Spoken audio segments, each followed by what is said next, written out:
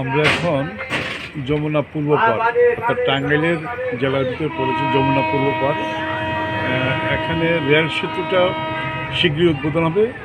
তারই পরিপ্রেক্ষিতে যমুনার পূর্ব পাশে যে রেল স্টেশন, এটা ভুয়াপুরের মধ্যেই পড়েছে। সেই রেল স্টেশনটা পূর্বে এরকম সাজসজ্জা ছিল না।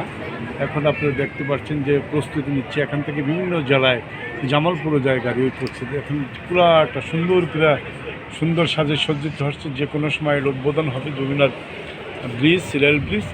এই রেল ব্রিজ উদ্বোধনের পরেই ঢাকার সাথে অন্তত পশ্চিমাঞ্চলে যে রেলগুলো যাচ্ছে, ঢাকায় আসছে, তাদের সময় দূরত্ব 3 ঘন্টা সাশ্রয় হবে নিঃসন্দেহে।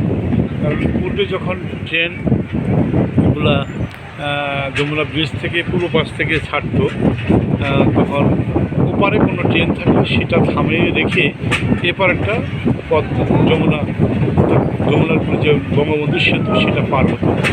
কিন্তু এখন এপারে আবার বন্ধ রেখে ওপারে ট্রেন ছাড়তো। এবার এইভাবে পালাক্রমে ট্রেনগুলো পদ্মা ব্রিজ, সরি যমুনা সেতু পার হতো, যমুনা পার হতো। এখন সেটা হবে না। এখন যে আলাদা একটা ব্রিজ হয়েছে, সেই ব্রিজটা চালু হলেই ঘন্টায় যেভাবে 40 মাইল স্পিডে ট্রেনটা নদী পার হবে, যেটা পদ্মা ব্রিজের সাথে সংযোগ দক্ষিণ অঞ্চলে, এটা আমরা দেখাচ্ছি।